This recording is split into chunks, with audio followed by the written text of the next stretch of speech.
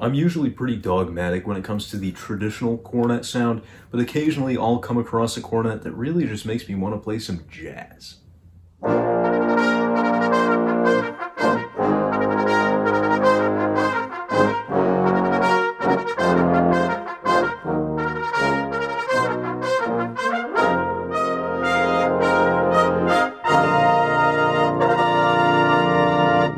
Hey there everybody, this is your host Sam here from the Samuel Plays Brass channel, coming at you with another instrument review. To any new hats in the audience, welcome aboard, and to all the old hats, welcome back. Stay tuned to learn more about the Olds Studio Cornet.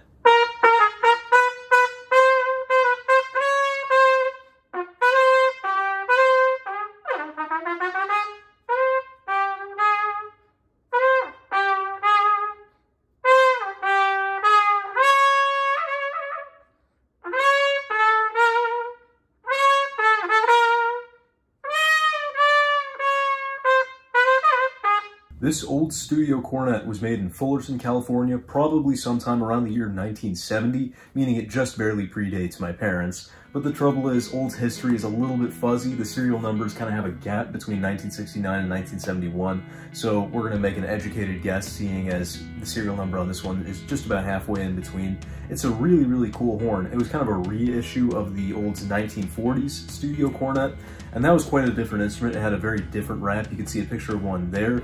This one is set up a little bit differently. You have the main tuning slide passing underneath the valve section before it enters the valves, and overall you just have kind of a different looking package. As far as other identifying characteristics of the post-1966 rerun of the Studio line, you'll notice the all-nickel plating on this horn. It's a really cool effect. You'll also notice a thumb trigger for the first slide, which is really handy, and an adjustable third slide ring. It also, between the two tubes of the third slide, would have had a retention rod to stop the slide from falling off the instrument, but unfortunately, since this instrument was in its prime, it's been lost. It's also built on a 468 bore, which, you know, historical collectors will like to salivate over, but we can go back and forth on how much that really means. Another, frankly, more unfortunate identifying characteristic of these post-1966 studio models is the ergonomics. It is a little bit of an ergonomic nightmare to hold this instrument. I tried 3 different grips, you can see them all here.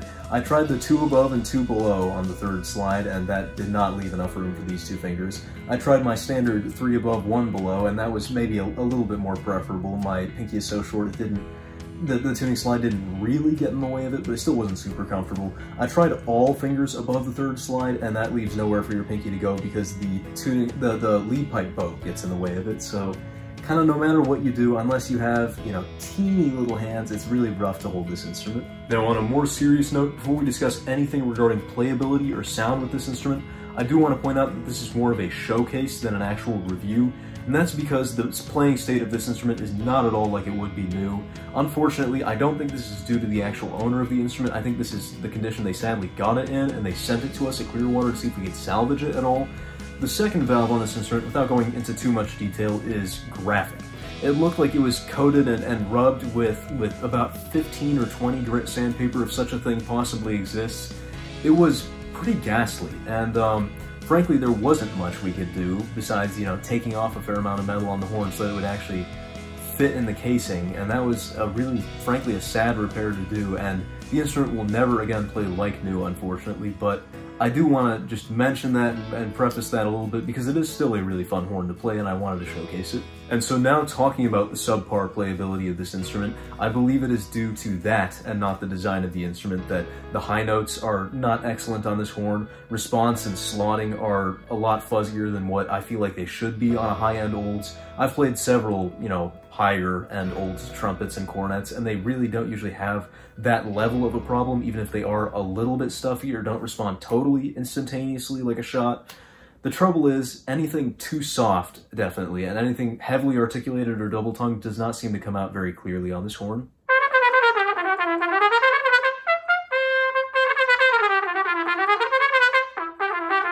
I think all of those factors compounded also contribute to why I find this to be such a compelling traditional jazz horn. And, I mean, the jazz I played in the intro predates the manufacturing of this instrument by 20 to 22 years, and it wasn't exactly the earliest tune written in that style either. It was almost a reactionary tune, in a sense. And so you get this this horn built in about 1970 that does really well with like cliche, janky sounding 30s and 40s jazz, which I find interesting. And now onto the crux of why I really wanted to see this instrument restored and why I took part in the restoration process and why I'm making this video for you all right now, despite this not being exactly a perfect instrument. The sound of this instrument is really to die for. Back when the valve looked sanded down and was just shoved disgustingly into the casing so that you could barely get it out, I just played a couple notes on it because it was up on the wall, and I really fell in love with the sound. I was like, wow, that's kind of awesome. This horn sounds big and fat, for sure. That's not entirely due to the 468 bore, contrary to what some people will say. There are more factors at play than that. But even with the old 7C mouthpiece that it came with, which is, to all intents and purposes, way smaller and shallower than I would ever use on Cornet ordinarily, it really does sound nice. And the thing is, while you can play certainly bright and janky on it in the style of 20s to 40s record style jazz, the instrument can sound fairly dark, even with that old 7C.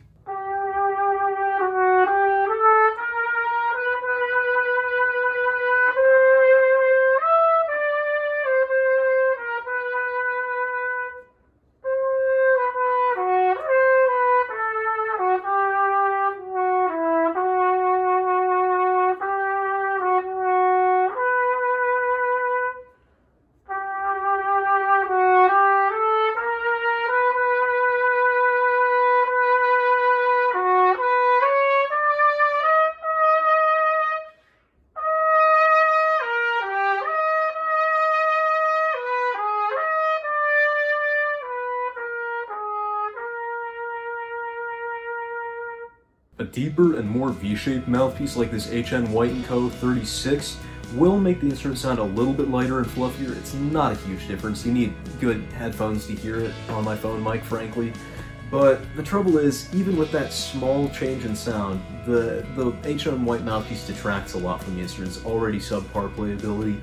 Response and pitch center suffer pretty heavily. The pitch starts going all over the place. Some of the notes go really, really sharp, just like C in the middle of the staff and G up top on the staff. All that kind of makes me feel, unfortunately, as though this instrument was really designed to mate only with those small and shallow olds pieces, which makes it a lot less usable for me for general purpose cornet playing, but some people can roll with that.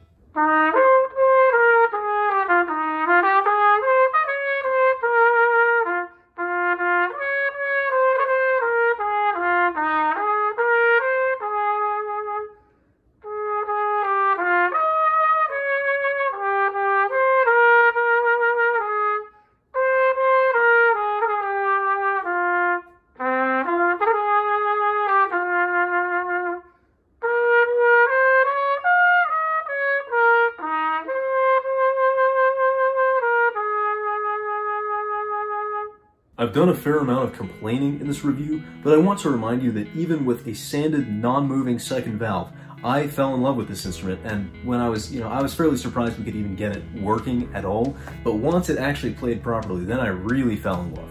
This is, above all, a fun instrument, for sure, and it could be a very forgiving introduction in a newer and less damaged state to the cornet sound without requiring an absolute toilet bowl of a mouthpiece. That's maybe the one thing I like about American cornets over British cornets, which is not usually the case, is the fact that they don't completely require a really deep mouthpiece to have a wide range of sounds you can produce, and it's, like I said, a lot of fun to play. It's definitely more inclined towards jazz and maybe wind band, questionably, definitely not towards traditional solo cornet or brass band playing, but it really just is a fun package. It could be a good starter instrument, honestly. It's not too terribly hard to play. The 468 bore doesn't hog your air like some people claim. It is, like I said, better for very small hands. I have very small hands, and yet they feel almost too big for the instrument. But with that all said, I could definitely see this being used in a studio, as the model name suggests, for recording jazz and stuff, and it really does well in those types of settings. I hope you've enjoyed this video as much as I've enjoyed making it for you. It's been a really, really fun one for me. If it has been for you as well, consider leaving a like and a comment down below, and consider subscribing if you haven't already. It's a small gesture with a huge impact on the channel. It keeps me making this type of stuff for you, and it keeps you notified of when I make this type of stuff. If you want to see more insert reviews in the meantime, there will be a playlist up in the top right corner in the card for you to check out. Thanks for watching. This has been Samuel Plays Brass, once again reviewing the Olds Studio Cornet from Fullerton, California. And until next time, we'll see you on the flip side.